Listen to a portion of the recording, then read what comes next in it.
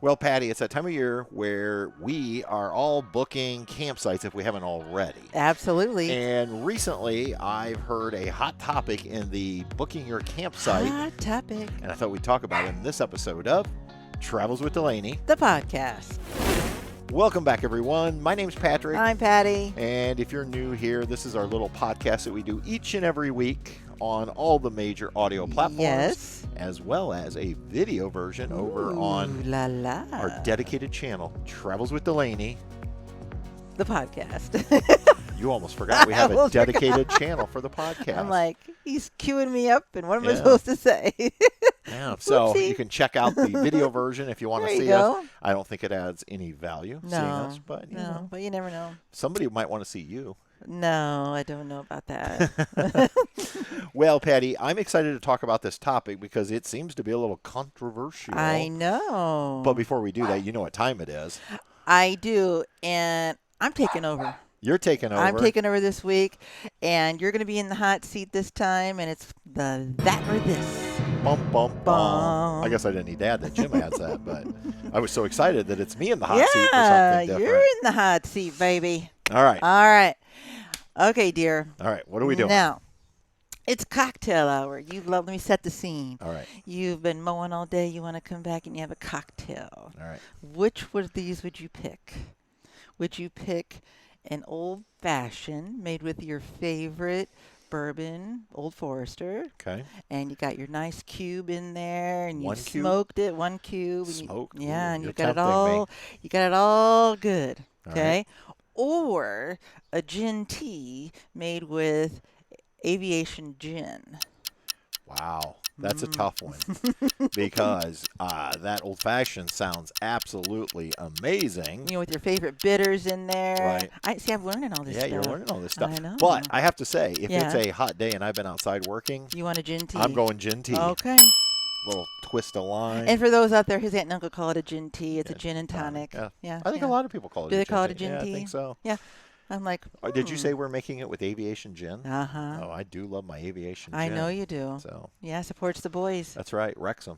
I think we've been down this road before. We have the dragons. Yeah. Yeah. So All right. all right. That was an easy That one was for that you. was a pretty easy one. But I have to be honest, I do love a good old fashioned, as you know. And so Uh-huh. that made it a little tougher. Yeah, But especially you smoke it. if you had just said which of these do you prefer, I probably would have went old fashioned. But the fact that you said I'd been outside working all day, it was hot out, then I love was a no-brainer, huh? gin tea. There you Cool go. me off. Got it. All right, well, let's get into this week's topic on booking campsites. Now, when it's time to book campsites, we use your normal means that everybody else Yes. does. Yep. Sometimes we'll use sites like All Stays or Camp Pendium to Pendium. find campgrounds. And then most of the time we just go right directly through the campground's website. Right. Exactly. And even if it's like a state park or something, even though you can't book actually on their website, they'll have a link to, like a major reservation system that you can book in. Yep. And so that's the easy part, I think. Right. Finding where you want to go, finding a site, choosing the site. But recently, there's been some chatter, not only in YouTube land, Yeah. but we had an incident just this week here at Happy Acres Campground in Angola, Indiana, where somebody called and didn't understand this particular policy. And the policy that seems to be a little controversial, Tell us, oh wise one, is a lot of campgrounds Yeah. now are allowing you to not only book the site you want, but in order to guarantee that site, Yes. they're charging an additional fee. It's called a lock rate. And now, not all campgrounds do this. Right. For instance, a good example is when we go to Disney Sport Wilderness Resort. You don't really lock in a site per Right. se. You choose a category of so, sites. Right. Yeah. So either like a full hookup, a premium, Right. a preferred, whatever. But you don't get to say, I want site number 1402. Yep. No. Now, they will allow you to, I believe you still have to like fax them or something. like request, or maybe maybe now they have it online where you can put in a request. So. It's a but little they do more not updated. yeah, they do not guarantee it at all. Right, they don't. And so that's one option, is where you just choose a site category, but you don't get to choose your site. I do believe there are some, like state parks to where you go in and you book a site. Right. And for the most part, I believe they guarantee that site. We've done that before. I remember like at Harrison Lake in Ohio, we wanted a certain spot. Right. Because we had friends coming and we wanted to be in that area or whatever. Right. Yeah. And so they don't charge anything extra for that. A lot of the state parks, places like that. No, they don't. But the third option, which, like I said, has been around for a while, and it's so funny that now all of a sudden people are, talking about it. Hot topic, yeah. And it's what's known as the lock fee. And that's where you can go in and say, I want a very specific site in a campground. But if you want to guarantee that the site you're going to get when all is said and done, you have to pay a lock fee. Now, here at Happy Acres, and I think this is pretty common across the industry, it's $15. Okay. Does Jeff charge that much up at Forest Ridge? Yeah, I think it's Maine? the same, but he uses so? the lock. KOAs typically use the lock. And so it's something that's out there. Now, a lot of people will say, oh, it's just campgrounds trying to gouge us or nickel and dime us. I don't think so. I think, like, in my mind, like if back in the day when we camped with your dad and mom and your brother and sister-in-law, sister and brother-in-law, I'll get it right. Sister and brother-in-law, we probably would have done that because we always tried to be together. Because, we'd eat together, hang out together. You'd want to be near each other. So I could see us using that. Right. Feature. But I'm saying a lot of people say, why, if I book site 102, 103, and 104, why do I not have to pay you extra to guarantee I get those? Because I already booked it. Okay. And I think, from the consumer standpoint, I think that, we always hate add-on fees, right? Well, yeah, like extra for your ranch dressing or extra for water. Right, exactly. But there is a sound business reason. Yeah. And it actually could end up benefiting some consumers. Okay. And so, for instance, when I used to run hotels, people would just call in and say, I'd like to book a room with a queen-size bed or a king-size bed. We never guaranteed a room number. And what that did was that allowed us as the hotel the flexibility to try to service as many guests as possible. Sure. Because if somebody, let's say, books a room on a Friday night, they book room 102, and maybe somebody had booked room 103 on Saturday night, and we're completely sold out, and you call up and you say, I'd like to stay Friday and Saturday night.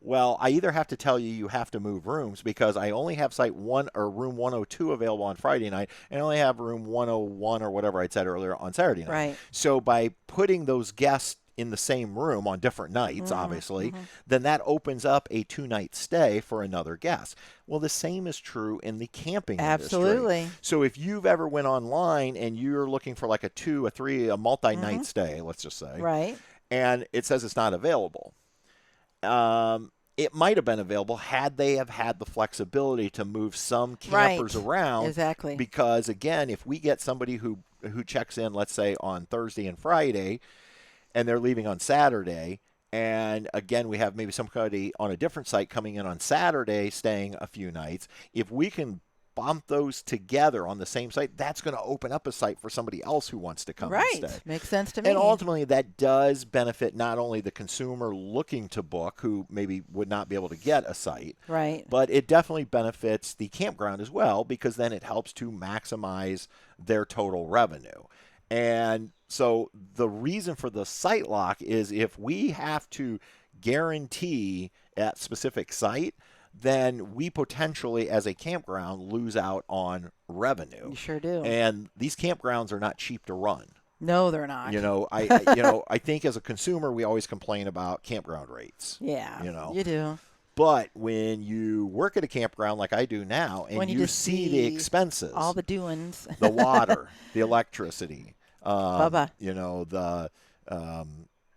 just the employees, the upkeep, how long it takes to keep a campground mowed. Do you know what it costs to have all the trash hauled away? So I think from that standpoint, if people understand that it's not a nickel and dime, it's really just trying to, number one, get as many guests into the campground as we possibly can.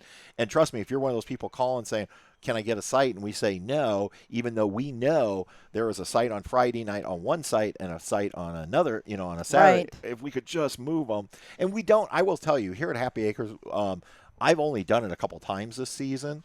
And again, it was just because we had somebody call up and maybe want like a month-long stay. Right. And there was somebody who maybe had a one-night stay right in the middle of that month. And so, because they did not take the site lock guarantee, I was able to move them. Now, we always move you to a similar site. It's never a downgrade. Right. Anything, I think I've heard you say you've done an upgrade. Yeah, I've been doing upgrades, but don't tell my boss that because I don't know if she knows about that. But yeah, for instance, that person I moved, I just upgraded them to, they were in a full hookup pull-through. I upgraded them to a full hookup pull-through deluxe site. So they actually ended up with a concrete patio and no extra charge. So absolutely. Yeah, and that's kind of the reason why. And then I think another misconception, at least here at Happy Acres, and I believe this is the way it is at most places, but don't quote me on this because I don't know. I only know Happy Acres because I'm working here. That $15 is not per night. It's per reservation. So if you book a 5-night stay and you want to lock in that specific site, it's $15, period. Period. Yeah. Done. Now, here's what I want to say before I do this. Okay. KOAs that I have booked do it a little differently. Here at Happy Acres, when you go to book online, you'll see all the individual sites that are available. And so you're actually choosing a site number.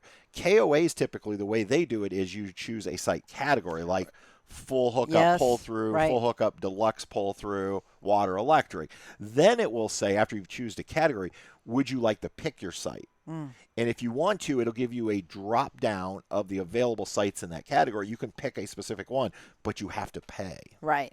Right. And so I think a lot of people immediately are like, no, I don't need to pick my site. So they don't even see the site lock deal. Where here, you're booking a specific site, so you're assuming you're guaranteed that. Right. Yeah. Right. So I mentioned we had a situation this week where somebody had called in and said, I saw this policy, a little upset, saying, I don't understand. If I'm picking a specific site, why do I have to pay to guarantee it? And the person working the counter was trying to explain exactly what I just explained. Oh, yeah. Okay? She was trying. And he even said, we very rarely move people. Right. But it does give us the flexibility just in case so we could accommodate another guest. And if you really have to have that particular site number, just pay the $15. And ultimately the person said they weren't going to stay here because of it. I did kind of chuckle as I overheard the conversation going on because I was thinking, well, if you go down the road to the KOA, they're going to tell you the same thing. They're going to tell you the same exact thing. Yeah. Yep. So it's not like something only we have or only Forest Ridge has. Right. And there's no reason to get bent out of shape. No. I mean, good grief. All the sites here are nice. I don't think you should ever yell at campground staff. No, because these people are working hard. They're working hard. And so, and I think this person was pretty rude on the phone. Oh, it sounded like it, to the young lady that was working. I won't name her name, but. Kind of snarly. Yeah. So, anyway, what I started to say before I wanted to explain that was we don't normally pay the site lock fee. We don't. We don't care. It's never really, No. We're happy wherever, and because we've been so many places. Well, cheap. But every campground we've been to, it's been nice. I mean, we've done the reviews, or we've been there before. We kind of know, and it doesn't really matter. And the thing is, we've known that where we've picked out a site, Magoontacook. That would be a good one. Okay, we stayed at Magoontacook in Maine a few times, and it always says, "Do you want to pay an extra fee to lock it in?" And I'm always like, "I don't really care." No. So I don't pay it because if they need to move us. Because all the sites there are nice. They're all nice. They're all about the same. But I think if I had to have a site, and I'm trying to think why. At Magoontacook? Yeah, not at Magoontacook. Oh. But I think if we were at a campground where it was like maybe it was a site that we already knew had an amazing view. Right. I could think of one place on top of my head. Where's that? Deception Pass. Oh, out in Washington. Yeah, we had this site that it was overlooked the water from up high. Yes. That one, if they required a site lock and I would pay. I'd probably pay, just because of the view. Right. Absolutely. But if we just had another site in the campground that didn't have that view, I wouldn't care. It wouldn't matter. No, right. But that site, I would want that one. Maybe if it was in a campground where some of the sites overlooked like the ocean and some Right. didn't. Right. And assuming they were all in the same rate class and they Sure. could move you, again, I might pay if I picked one directly on the water. Right. Like when we were in Oregon and so forth. Yeah. Yeah. So I think that's the only time you and I would probably, or I think the other exception would be if we're traveling with people and we really want to be side by side. Yes. We've been with a group of people. We would do that. We might do that. Yeah. However, last summer, again. Depending on how much we like them, right? Yeah, maybe. Because when we were traveling with Woody and Priscilla, yes, Uncle Dennis and Aunt right. Priscilla, I always, out of respect, like to say Aunt and Uncle. Yeah. So hey. I don't clear that.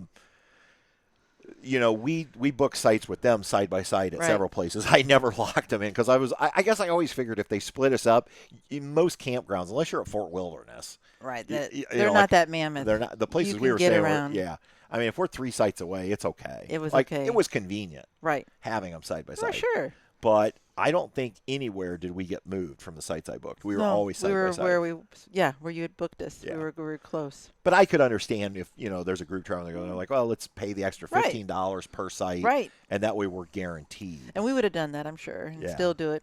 Depending on the situation, yeah. But I don't know why this topic, because like I said, this has been around for a few years. Yeah, and all of a sudden it's like a hot issue. Yeah, it was, and I have not seen the episode, but I've had several people tell me that recently on the YouTube channel RV Miles, he addressed it.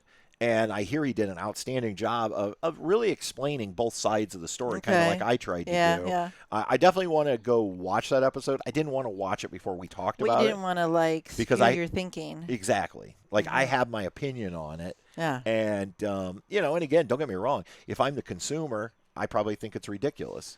As a campground owner, and I'm not a campground owner, but I do work at a campground, so I understand. It's like you stated it best. And as a former hotel manager, yeah, I do understand wanting to get as many people in or serve as many people as you possibly can and maximize your revenue. Because like I said, when we ran hotels, hotels are not cheap to run, and campgrounds aren't either. No, they're not. And so, yeah, I totally get it. And I just thought, well, we'd bring it up. And I definitely would love to hear comments from people. Sure. Like, number one, what's your feelings on it? You're not going to hurt my feeling if you think it's stupid. That's cool.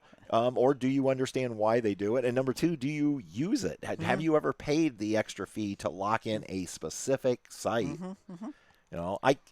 Yeah, that's it. That's it. That's it. That's it in a You nutshell. got anything else? I don't. You're like, oh, whatever. I just like going camping. Because I always do the booking, so you never have to worry about it. I don't. I just know. Not that I worry about it. Like I said, I mean, I don't know how many times I've been offered a lock fee, and I'm just like, no. But certain, there might be someday just a view that I have to have. Exactly, there might be. All right. Well, before we, sign off, yep. I always like to say thank you to all of you who are either watching us on YouTube listening, or listening on your favorite podcast platform. Yep. We really appreciate it.